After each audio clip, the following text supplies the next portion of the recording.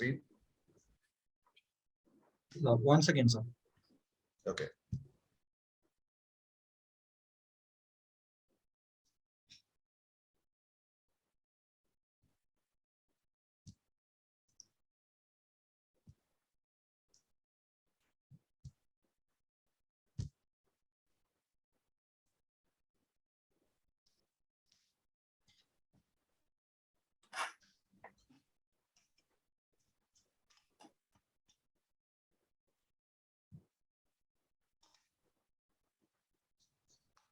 Sir, kindly check now.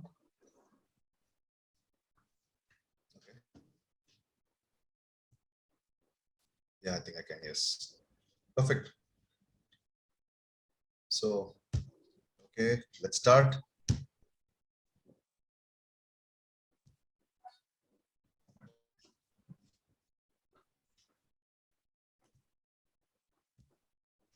So what is Kolapasi? So Kolapasi is India's answer to Subway, McDonald's. Probably you're looking at probably one of the only restaurant chain in India, which is able to operate 20 outlets without a chef or a cook. If there is somebody else, and I'll be happy. I mean, I'm sure there are other startups also working in that space. So the hunt for this model started probably 10 years back, 10, 11 years back. I had a small stint in the US. I did my master's in Georgia Tech.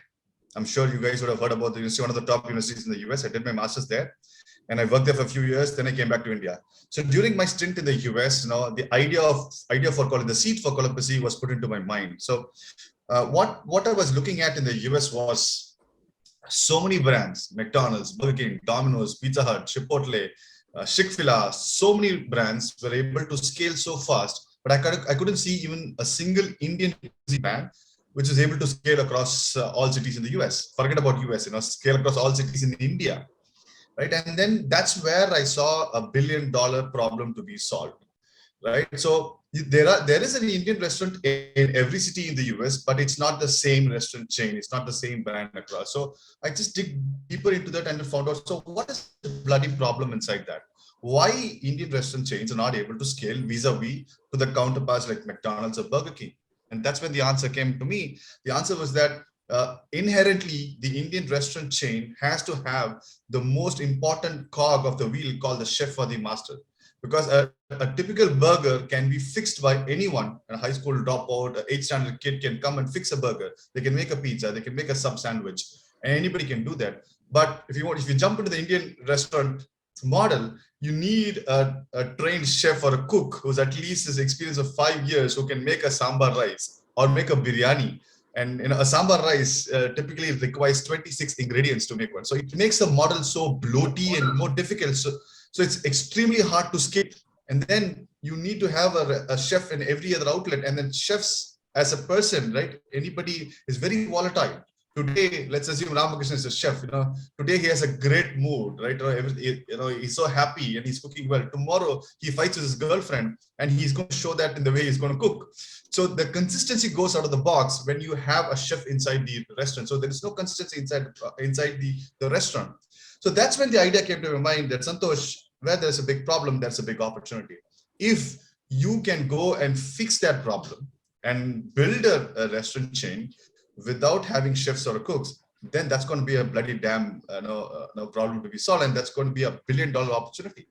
And long story short, I came back and a couple of my friends, and we started Kolapasi in 2013, and the idea was to pilot a model. So we were never into the restaurant business. Everybody asked me, Santosh, are you in restaurant business? No, we are not in the restaurant business. We are in the business of creating a business model for the restaurants.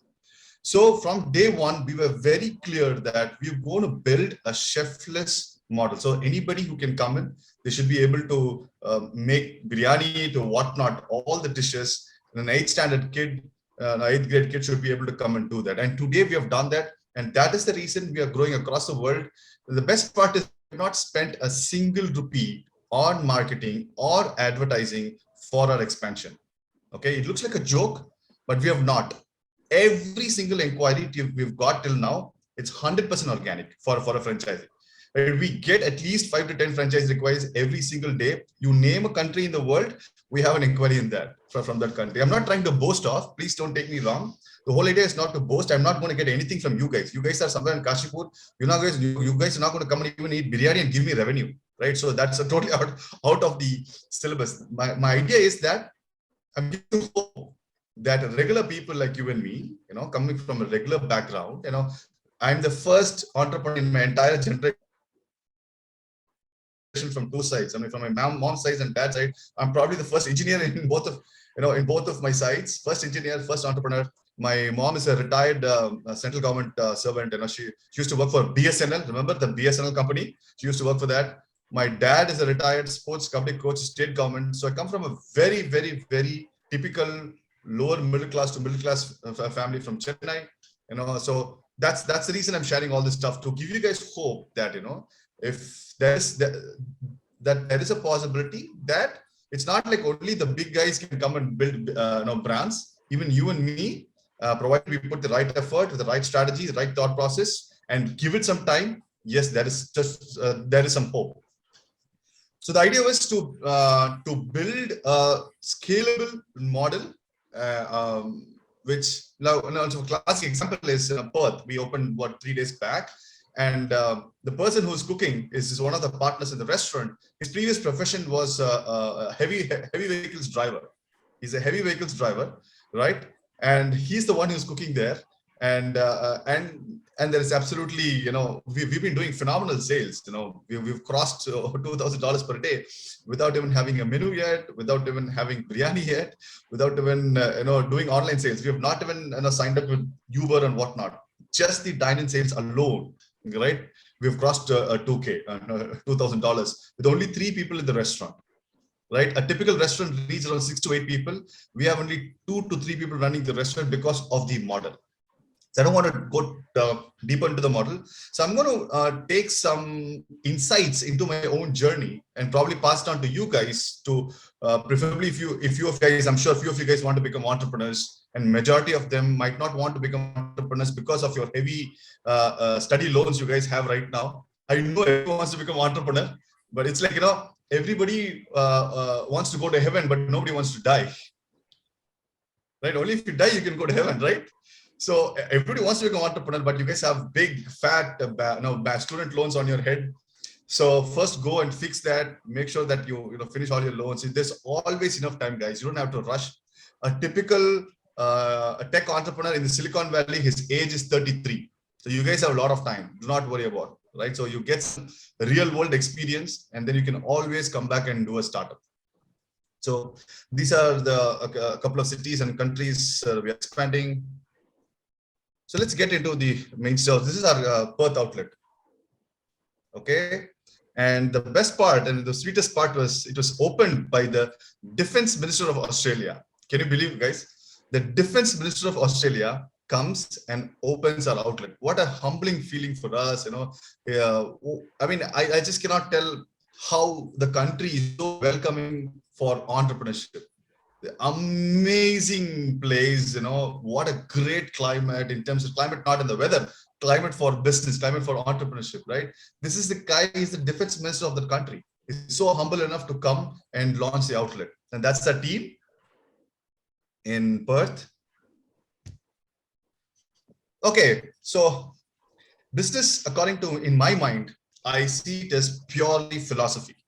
Okay, business is nothing but philosophy, philosophy, philosophy. If you get your philosophy right here, everything else is learnable. Now tell me, what is the big difference between me and Ramakrishna? We both would have come from the same city, Chennai. He's in Chennai, you have only 2 options. Either you become an engineer or a doctor. That's it. You cannot become a scientist. You just cannot become a scientist in Chennai, right? They won't allow you to become a scientist in Chennai. So probably we both are, we both are engineers. I assume he's an engineer too. Most probably he would be. So, I mean, the point I'm trying to say is there is not much of a difference between me and Ramakrishnan, right? Because every other skill set, given a period of time, you can learn the skill set. Do you think you cannot learn coding? Give yourself a couple of years, you will learn coding. Do you think you cannot learn designing? Give yourself a couple of years, you can learn designing. So every other skill sets can be learned, it can be acquired. but your thought process, but your philosophy is, it is very difficult to acquire a different thought process, right? It's very difficult to teach enthusiasm. No God can come and teach enthusiasm. So for me, the way I see entrepreneurship, the way I see becoming an entrepreneur is nothing but the philosophy inside your head. So I'm going to probably profess few of the philosophies which is ingrained in my head on how we build a brand. Right. So the first philosophy is, be the purple cow. Wherever you are, you got to be the purple cow. So what is this bloody purple cow philosophy? Let's assume we have Aditi Rajgupta. Aditi and a friend, they both are taking, this weekend they're taking a bike and they're hiking. I mean, they're taking a ride onto the mountains. And on their left-hand side, they see a huge farm and there are 20 cows there. Do you think Aditi and Priyadarshini are going to stop and take a picture? I doubt it. But if there's one cow, purple in color, what would they do? They would immediately stop the bike. They would go and they'll make sure the cow's in the background and they'll take a selfie. Ooh, with all the natak they will do, duck mouth, this mouth, they'll do everything and they'll take a picture. Not only that, they'll start talking about that. Hey, did you see the man? This is a purple cow.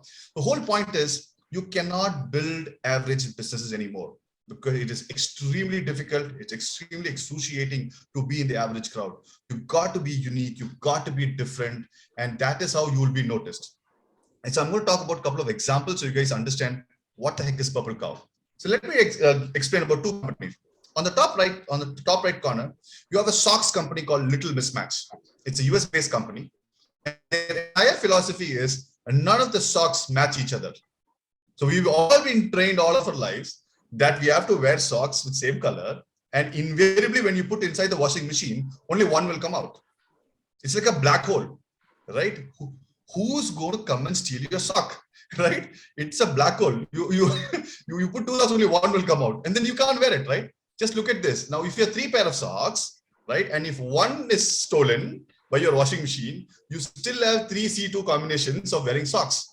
Right? And this is nothing but a conversation starter for young girls from 6th to 10th grade. It's purely for the high school girls, and so that they have conversation started during the interval times. Hey, Kathy. Hey, Alicia. Hey, look at my socks. So it's just a conversation starter. And just by doing that, they became a multi-million-dollar company, right? And the bottom left corner, you see there's a paint company. It's called Dutch Boy Paint, based out of Philadelphia. And the uniqueness is that they added a cup hold format to pour paint. If you look at paint comes in a cylindrical cans, and you need 2 hands to use them, because you need to lift you lift the paint box with one hand and use the bottom hand to tilt the paint box, correct? So you need 2 hands. So what happens is invariably it reduces the efficiency of a painter. So the way painter is painting, he has to stop and he has to stop that and come and he has to take the paint box and pour it in another bowl, and then he needs to paint. But now with this one, he doesn't have to stop because he has the other hand and he can pour the paint. He's painting, he's dipping it in his painting. And they patented this design. They became a multi-million-dollar company. So what made us Kolapasi Purple is that we were able to build restaurants without a chef, right? So that is the biggest problem in a restaurant. I do not know how many of you guys have been running a restaurant. Today, finding a chef is almost like, finding a girlfriend. Okay. It's very, very, very, very, very, very difficult. And so when we solved that problem, right, it opened up the doors for us. So the point is, you've got to be unique. You've got to be different. You have to separate yourself from the masses. So that's the point number 1, is that you've got to be purple. Point number 2. People before profit. So if I have to talk in MBA language, right? I'll up the question. I'll say ROE is always greater than ROI. Okay. No business school will teach you that. Okay. It's nothing but return on emotion is always greater than return on investment. I repeat myself. Return on emotion is always greater than return on investment. So we've been taught from our previous generations that, hey, business is you put 1 rupee, you got to take 1 rupee and 10 paisa. Okay, so we always look everything in terms of a investment angle. What are you putting? What are you getting? What are you putting? So everything is data. But in business, right, when you're trying to, not everything is data. There is a soft part, the intangible part of it. right? Your whole idea of running a business or you to want to create a brand, your whole goal is to invoke an emotion from the customer. And that is how you separate yourself from the masses. Today, if you look at two brands, you look at Apple and you look at any of the Chinese brands, phone, almost same features, almost same configuration. One phone is 1 lakh, the other phone is 25,000 rupees. Almost the same features. Why? Because there is an attachment to the brand called Apple. There is an ecosystem, right? There is an emotion. When you say that, hey, there's an iPhone, right? There is an emotion to it. And that is why they're able to sell a 25,000 rupees phone to 1 lakh to you and me. And so I'm going to share a small story on this philosophy of how you look at things differently in a business, right? So this is I remember the same day when Abdul Kalam was cremated in Rameshwaram. He passed away 3 days before that, like 20th and 30th he was cremated. And I remember it's a national holiday, so I was at the outlet in Chennai, and vividly remember taking this calls. And there's this girl called Bhargavi, she calls. And when I picked up the phone, I mean, that time there's no Swiggy, like 2015 pre-Swiggy era. You guys are thinking, who in the world is going to receive calls to take orders? Yeah, it was there.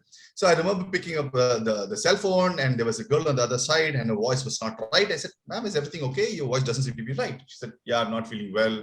I'm trying to order some food." And I said, "No, if you're not feeling well, why don't you order soup?" "Oh, you guys have soup?" No. We don't have soup. Probably you can go order from a different restaurant. Look at Mahatma Gandhi 2.0, right? Somebody's calling to our restaurant. I'm asking them, you're not feeling well, you want to buy a soup, you can go order from another restaurant, right? And she said, no, not a problem. I want to order a veg combo. And then she puts in a small request saying that, hey, can you guys add a couple of water bottles, like bottled water? I said, no, I said, sorry, we don't sell bottled water, but I can probably ask the delivery boy to pick it up on the way and, give it to you when he delivers.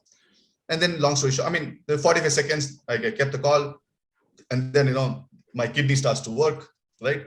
Then, so we have this habit of, writing greeting cards, especially for new customers when they order for the first time. So I've been writing greeting cards from 2013. So until this time, like probably today till now, I would have probably written 7,000-8,000 cards. Easily, I would have written handwritten greeting cards, right? Because to make the experience more special.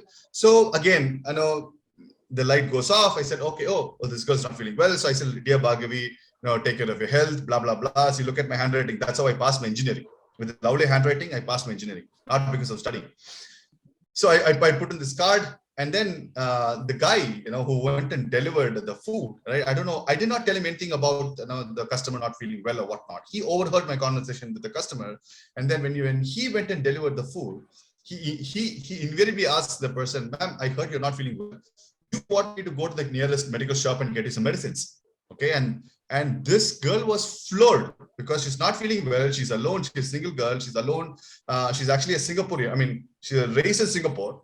She's come here to do a bachelor's, and she's working in a bank after the studies. She's not feeling well, and she orders from a restaurant, and the delivery boy comes and asks her that you want any medicines or not, and then she opens up the order, and she sees a greeting card. Bam, she's floored. So she takes a picture of this card and she puts it on Facebook, and this picture goes viral. Until that time, nobody has ever talked about it. 3 years we've been writing greeting cards. Every greeting card is rupee and a half. I mean, rupee and a half, 1.5 rupees, right? So just imagine 5,000 cards, right? Whatever. I mean, just not the money, but the time you're investing in writing the card, right? Can you put a return on investment on how much time you spent in, and when do you get recognition for that? You cannot put that, right? Long story short, she's a family friend of mine. Now she's married. Now she's married. She's a good family friend of from mine. I know her cousins, her parents, and whatnot. I've visited Singapore a couple of times. The point I'm trying to say is that how do I fix the value of each card? So in business schools, we've been taught to think, right? In everything is data, but there's a downside to data, right? You cannot, you go back 20, 30 years back, you go to Chennai, and there is a boy sitting in a school, right? What are the odds that this boy, what data do you have to support that this boy is going to become the CEO of Google, Sundar Pichai? No data. So sometimes we take data too much. right? We get obsessed with data. So, and what I'm trying to say, you need to have a balance. You need to understand the intangible part of it. So that's where the concept comes from. You got to put people before profit, right? You have to understand that return on emotion is always better than return on investment. You have to look at how can you invoke an emotion from your customer. So this is a point number 2, which we have mastered, which helped us to grow our brand. Third one, stick to your values. If I have to talk in the MBA language, the IM language, I would say, gone are the days of USP. Somebody can tell me what is USP? Unique selling proposition, right? USP, USP, USP. Every Tom, Dick, and Harry will start talking about USP. Oh, I am the best. I have super quality. What? Then other guys don't have quality. Just imagine one restaurant coming and say, we are giving quality food. What the other restaurants are not giving quality food, right? So USP is so cliche right now, right? So what I say is your DNA is more important than your USP. So what is DNA? DNA is what do you think inside? How do you behave? What do you emanate? What do you stand for? What have you stood for in your few years of your business? So that's what I say DNA. So in what is our DNA? What is the DNA of Columbus? In Columbus, we have never sold bottled water like this. Okay, don't tell me why I got this. They gave it in my hotel room. Okay, I have my water bottle here. I know what your mind is thinking. Okay, so the point of in Columbus, we believe that water should not become a commodity. Already they made it. Right?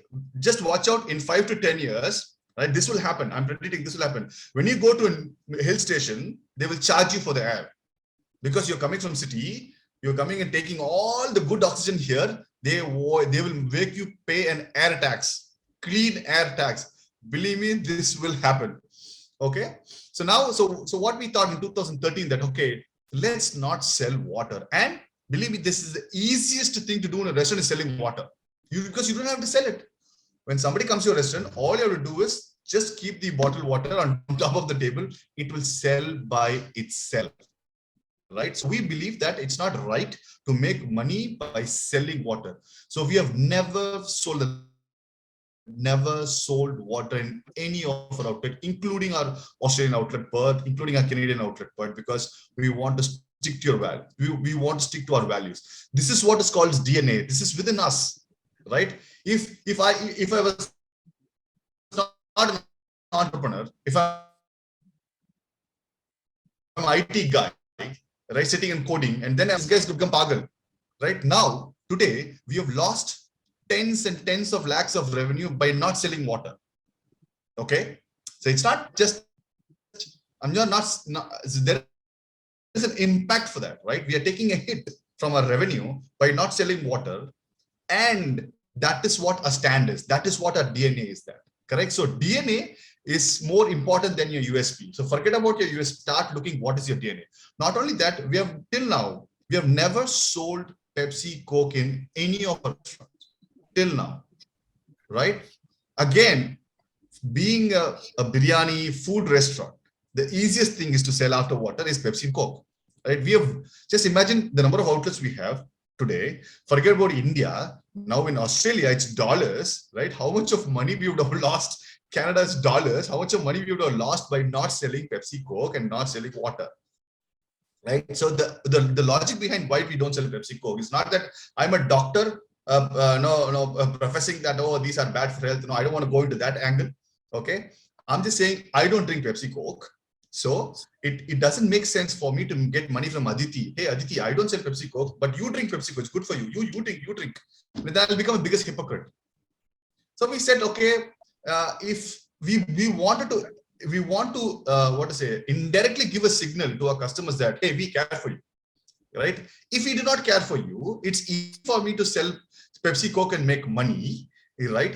So I'm giving up the money, indirectly telling people that, hey, we love you. We care about you. We care about your health, whatnot. So that is what is called, this is DNA. So probably you're looking at the only restaurant chain in the world, Okay, I would be happy if somebody has done that for a few years. I'll be happy to join with them and say, hey, there are two more brands. We don't sell water or we don't sell Pepsi Coke.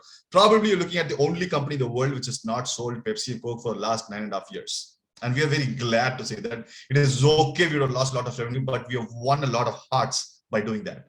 So when you're trying to build a business or a brand, you need to have some values and you need to stick to them. Next one. Be socially responsible. Again, we are probably one of the few companies, a few brands where from 2015 we've been hiring transgender people into our organization. And why did you do that, Santosh? Why do you have to do that? So there is a story behind it, because our first outlet in Chennai, Nelson Manikam Road, we shut it down during the COVID. So in Nelson Manikam Road, right behind the outlet, it's a small 150 square foot takeaway outlet. Right behind the outlet, there used to be a big establishment where all the transgender women used to stay there. And it's not a great place. It was side of the canal. It's not a great place that anybody can stay. You and me will not be able to stand in that place for more than 5-10 minutes. And the 200-300 transgender women used to stay there because people like you and me, well-established people, we don't rent houses to them. And because society like us, society which is us, society is not society, we are the society, we don't give them jobs and we don't give them houses to live. So what other choice do they have? They have only two options, either get into prostitution or get into begging. That's it. And for what reason, of what mistake did they do that they had to go through this punishment? As a society, failed them, right? We have not given them the due recognition. For what mistake? Just because some hormones got expressed in a different manner, so they look different, so they sound different, maybe they walk and talk different. And whose mistake is that? Did they steal? Did they commit any murder? No, right? Just because they look different or they talk different, we have sidelined them from the mainstream society. And whose mistake is that?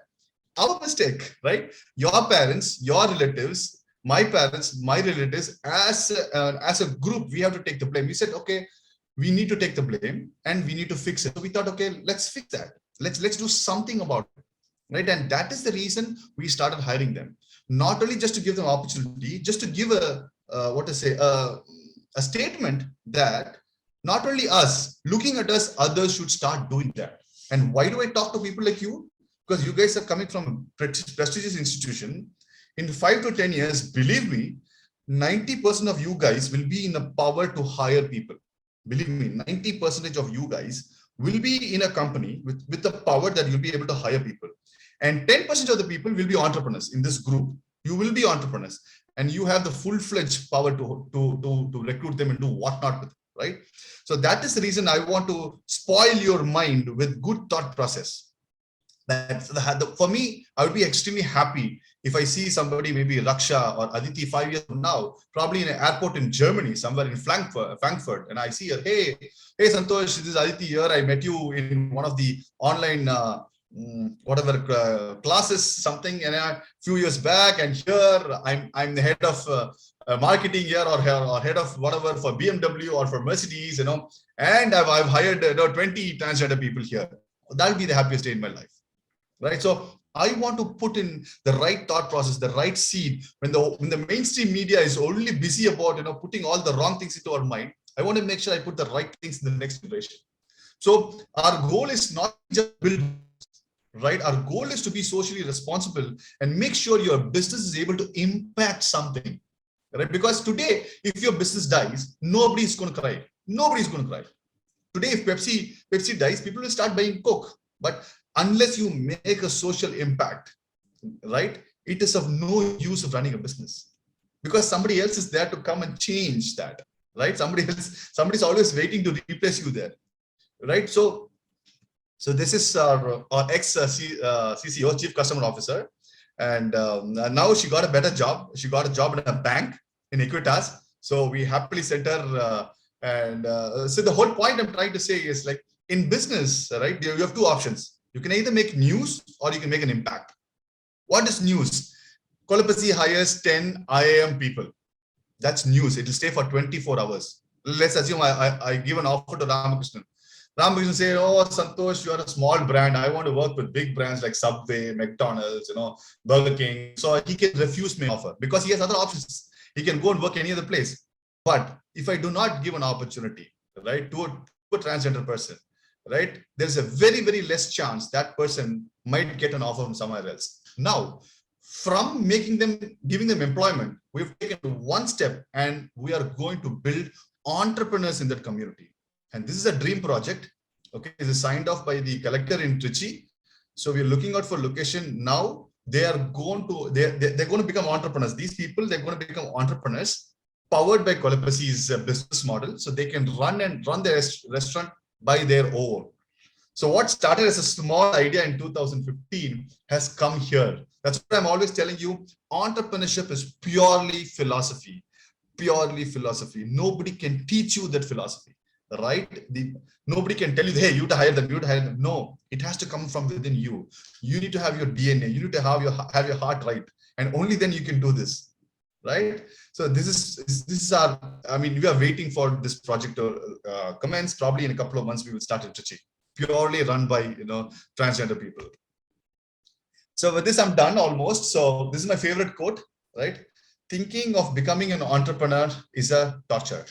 Becoming one is actually easier. If I have to translate into your format, right?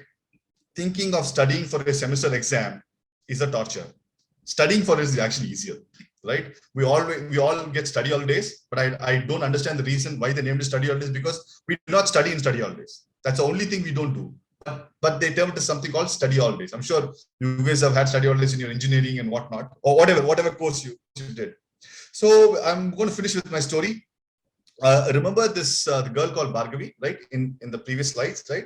She went to Singapore then later, and then she does bungee jumping in Singapore, and she puts a video in Facebook, and when I saw the video, I said, "Hey, wow, this is awesome!" She puts a video of her doing bungee jumping. Then I go and comment and say, "Hey, I will also do." I mean, I never meant it. It's just a flow, right? I never meant that I'm going to do bungee jumping. And then I invariably end up in Singapore in 2018, March or April. I was just there to do some feasibility studies about, how is the market and whatnot. I was there in Singapore and Malaysia.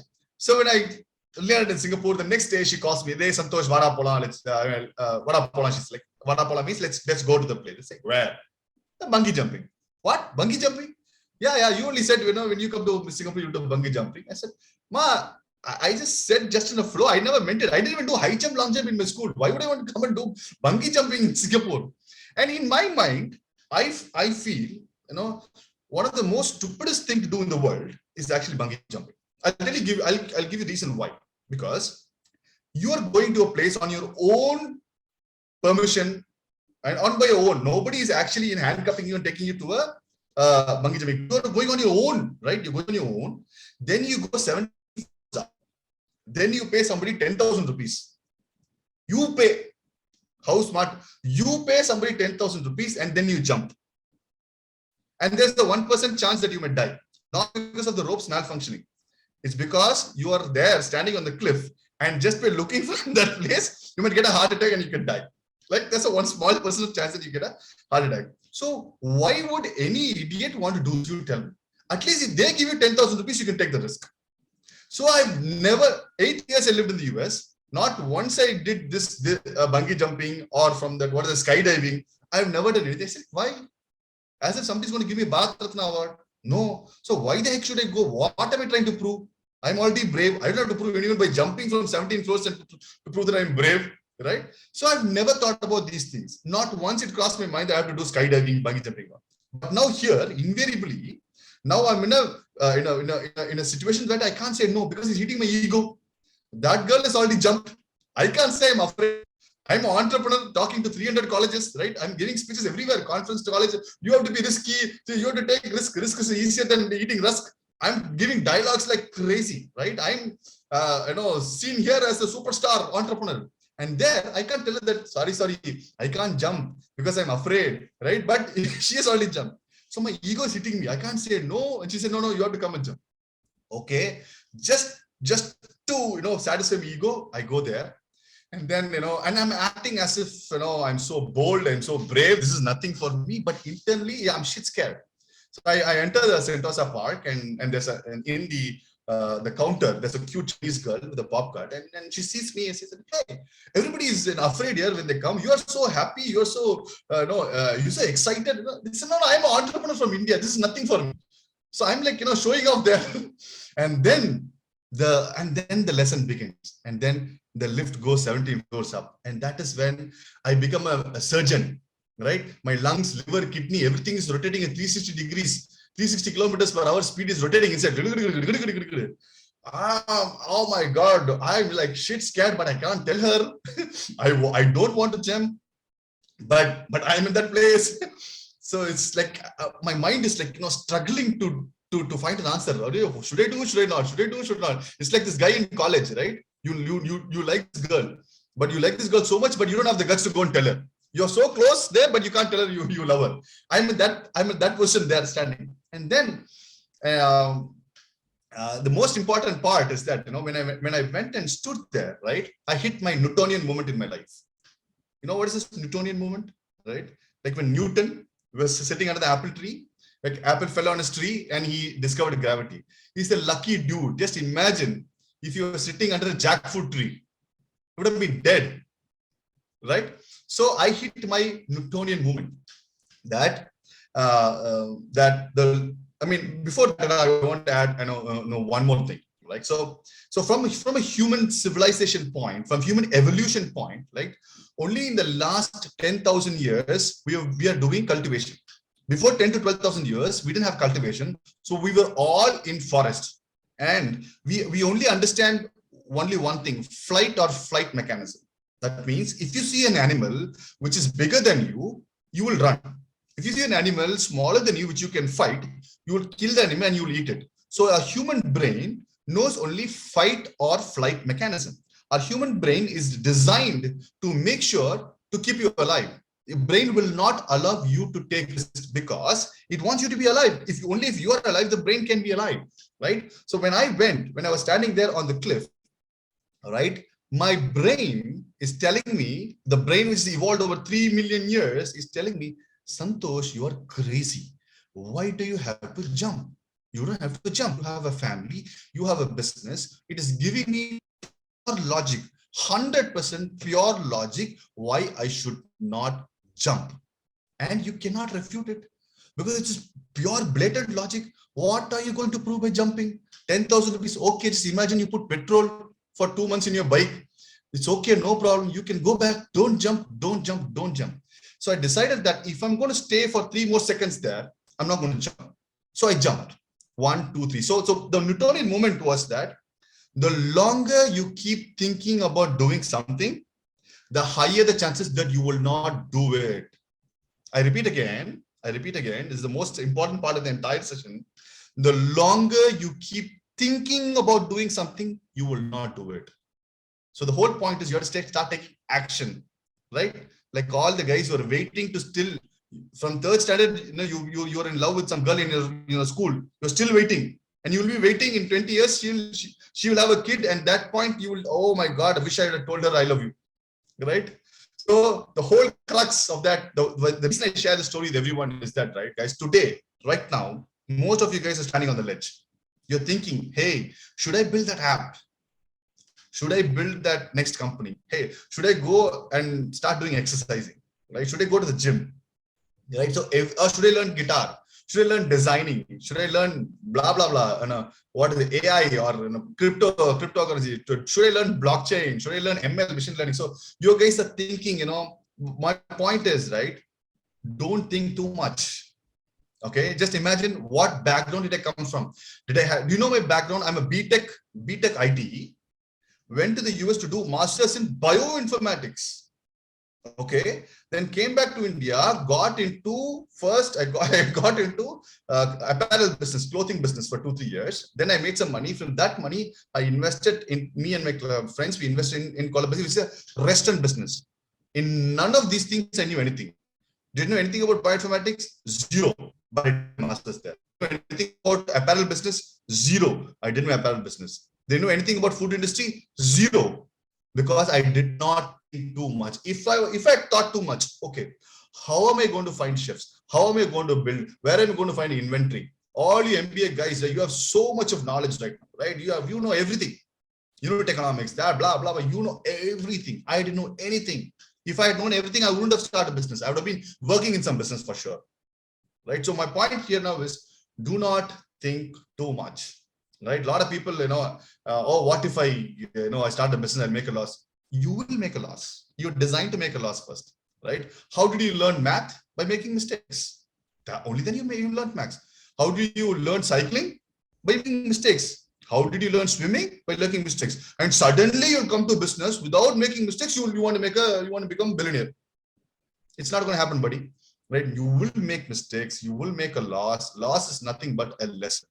Right? So your design, entrepreneurship is designed to be tough. If it's not tough, everybody would be an entrepreneur. Why only 2 to 3% of people are entrepreneurs? Because it's tough.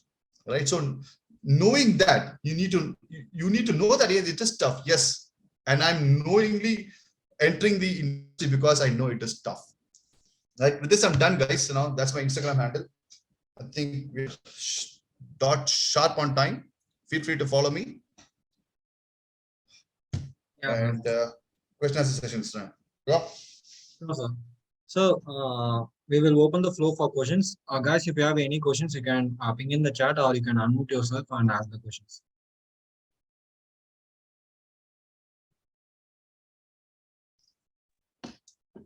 Good evening, sir. It was great listening to you. It was very inspiring, and you have definitely brought a change within us, sir. But throughout the session, you did not explain your own business model of collapse. So would you please elaborate on that? No, it's going to take a lot more time. So we don't have that much time to go deep into the business model. Business model is nothing but we have McDonaldized South Indian cuisine. Simple. That's it. If you know everything, then you will become me. You will take your own time to know that it's not something which I can tell how we built a model in 5 or 10 minutes. It took us 8 years to build that model, right? Okay. Sir. So on a nutshell is that we have taken a cuisine and we have McDonaldized it. Simple. That anybody can come and cook and you will get the same taste across the world. Okay. Good evening, sir. My question: what do you mean by collapse? What is the meaning of collapse? Since I'm a North Indian guy, that's what I want. I want you to know that. That's the reason we kept the Ferrari. What is the name of Lamborghini? Do you know what is the meaning of Volkswagen? And we say it's Volkswagen, VOLK, Volkswagen. It's actually called Volkswagen, correct? Yes. So you should go to right now, go to Google and type what is Kolapasi.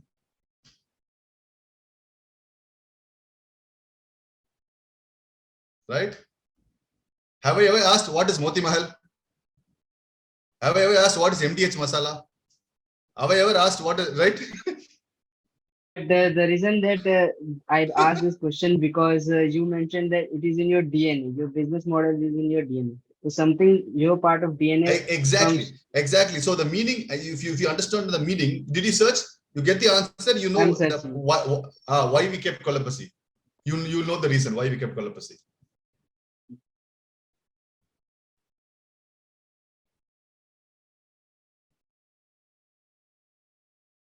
Anybody can ask question? Can you answer the question? What is Kolapasi? Yeah, it means a deep hunger. So since our startup is related to a restaurant and food chain, so we have kept the name as Kolapasi. So it means basically a big hunger. So people will relate to that. As he said, it's our native. So when do you think about food, Nitish? When do you think about food? Only when you're hungry. Or if you're seeing a food shot, some food picture in Instagram, you'll think about food, right? Most of the time you're busy in Instagram or Facebook WhatsApp chatting with your girlfriend. So you don't have time to think about food. Only when your ghrelin hormone in your stomach tells you, Nitish, you are hungry. It is secreting hydrochloric acid inside your stomach. And that signal comes to your brain and says, oh my God, I've not eaten the last 6, 7, 8 hours. That means you are in Kolapasi. Then you come to Kolapasi, we'll give you food. Simple, right? What an amazing brand name you have kept. There you Thank go. you. So I have a question now. So you said that you have opened a new chain in Australia. So if you are venturing into a new region or location that we are not sure of, so what are the factors that we have to look into, like the customers' behaviors or the locations, law and order? There are various factors that we have to look into. So in your experience, what are the factors that we want to look in if you are going to a different region or a different country? Actually, there are the two ways to think. One is you go deep into data and look at and confuse yourself. Second one is look at in a different angle. Like, 1 out of 6 people in the world is an Indian. Do you know that? 1 out of 6 people in the world is an Indian. So we are 1/6 of the market. Okay. And second thing is Indian food is the most delicious food in the world. If you take top 10 cuisines in the world, you would see 3/4 from India. India has close to 200,000 documented recipes. The second line is China with 40,000 documented recipes. So we are way above than the second guy on the leaderboard, right? Unfortunately, we are not great in marketing. We are not great in process. We are not great in documentation. That is why we are not able to build brands like McDonald's, Subway. We're not able to build. Look at McDonald's. They took a burger and they scaled it across the world. They took a pizza from Italy. They took pizza from Europe and they scaled across the world through Domino's and Pizza Hut. But the Europeans are not able to scale because the Americans understand, they know what is marketing. They know what to process, how to document, how to build systems, which we suck at. We basically, Indians, we are very poor in building systems, right? So what assumption would McDonald's would have made to come to India and make you and me eat burgers? 20 years back, your dad did not even know the meaning of burger. I'll promise you, 30 years back, your dad or my dad, they have not even heard the word called burger or pizza. 90s, there is no concept called burger in India. So if they had the guts to come to a country like India, where Indians, we are predominantly wet food eaters. If you look at our food, morning, what do you eat? Dosa, sambar, chutney, which is wet. Afternoon, some, again, rasam, sambar, or in North Indian, you say paneer butter masala, whatever, some gravies, again is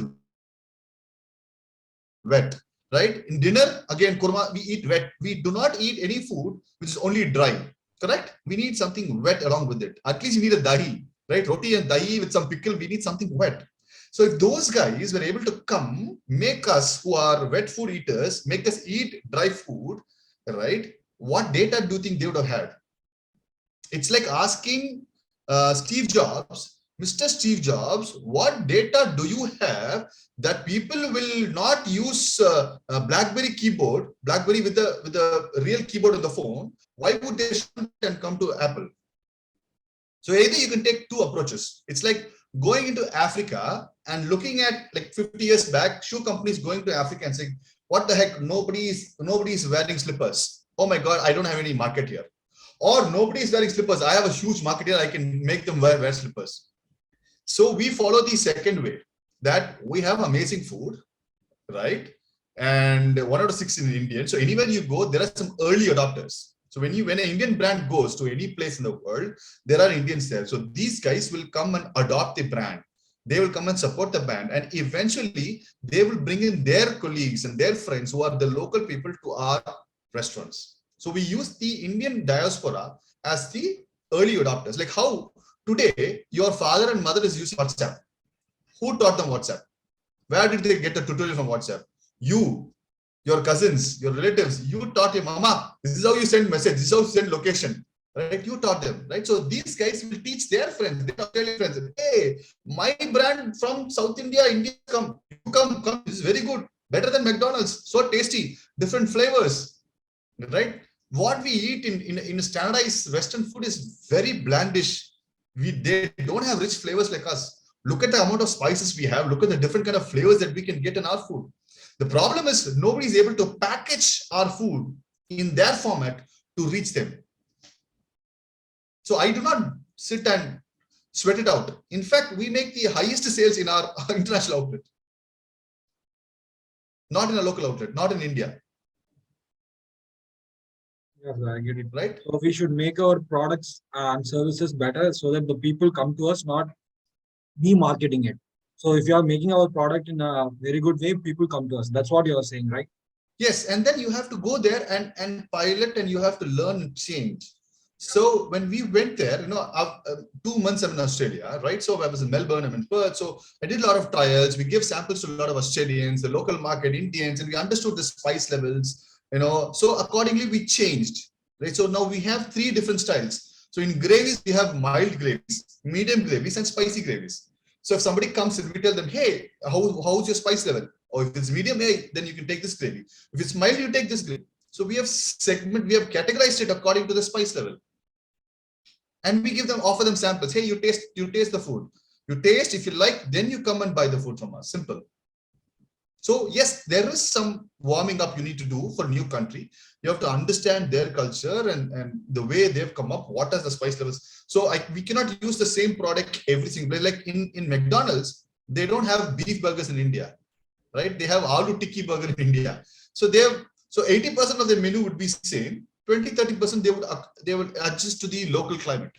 So similarly, we would do that according to the local climate in that country. So we cannot use the same strategy across all countries. Canada is different, UK is different, Australia is different, Dubai is different. So you got the answer? So I don't wait for data to go and happen. I go create the data. Then if I'm not able to get the data, then I iterate, I change the model, right?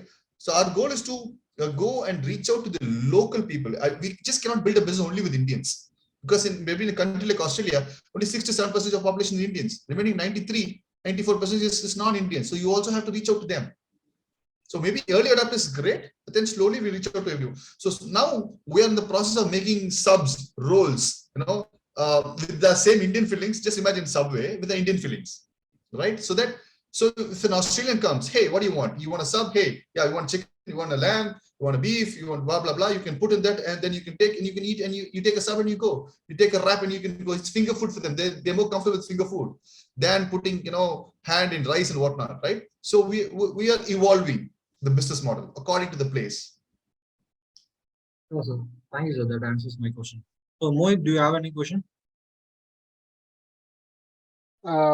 I just wanted to know that, sir, surely the expansion and the way people are trusting the food is a testimony of the great service and the product.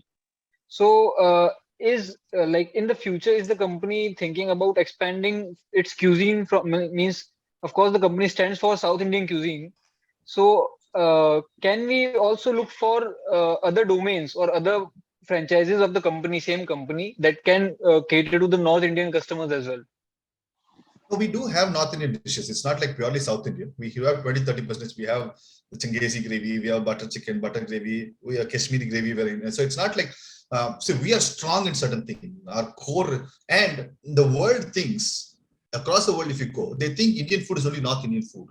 But there's a whole big down country, down south, where we have fantastic different cuisines. Like if you go to Kerala, it's got amazing cuisine. Karnataka, amazing. Then you have Andhra, spicy, amazing cuisine. Then you have Tamil Nadu cuisine, spicy. So we also want to use the bandwidth is already created by North Indian food. So today, Indian food, they think it's only chicken tikka, okay, tandoori, like chicken tikka. So that's what they think. So we want to use that space. Hey, dude, this is tikka called chukka in South Indian. The way we do is different, right? It's called chukka here. It's fried. It's not totally moistureless. It's like a wet dry. So we have our own version. So we want to use that to scale, and eventually we will add. We will add some more. It's not like it's like how the North Indian food has gone over the world, right? We want to champion the cause of South Indian food because that's what our strength is. Like I've grown up on that food for so many years. So it's easy for me to connect, easy for me to create systems for that. But it's going to take some time for me to adapt and create systems for the North Indian food, right? So because I'm not great at that, I'm not good at that. So eventually we will do. In fact, we will a lot of other brands. In fact, we will also come out with a Thai brand, Thai food brand. I'm actually right now in Thailand. I'm visiting a factory to that. This is our next 1 year plan. Since we have Kolapasi in a lot of outlets, in the same place, we will run a virtual kitchen for Thai food. That's it. We have only 5-6 dishes, right? And you can make them in 2 to 3 minutes. When order comes, you make it in 2 to 3 minutes and spin off as a virtual brand because there'll be zero rent, zero labor. Now we can spin off we can create more revenue from the same outlet because we already paid rent for Kolapasi, right? We already have people there. When the order comes to Uber or whatnot, build it as a virtual brand, use the same resource to make a green curry with some rice and sell it. So that's why I'm here in Thailand today, because I'm in a factory by Friday.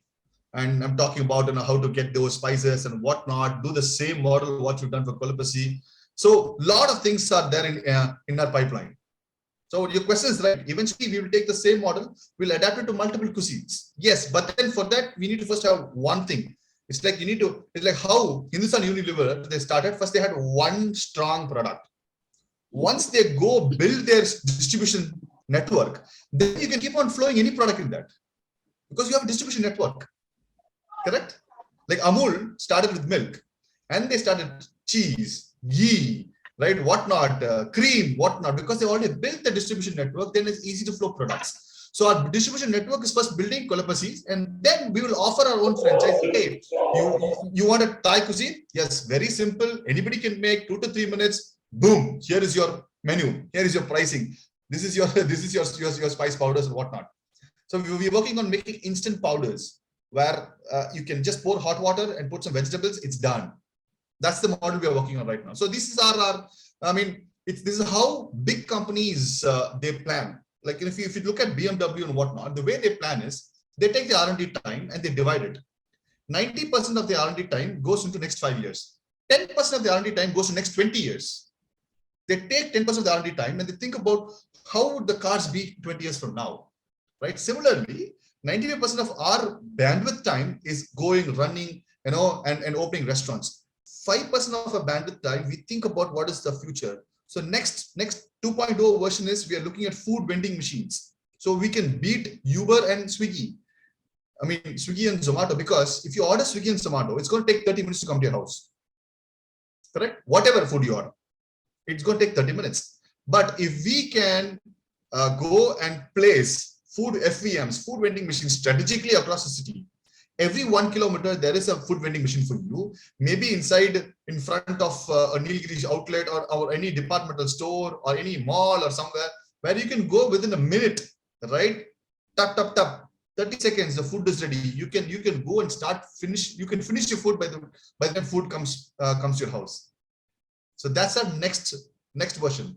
In 2 years, we're looking at automated robotic kitchens. So 5 to 10% of our time, we're already thinking, what is the next curve?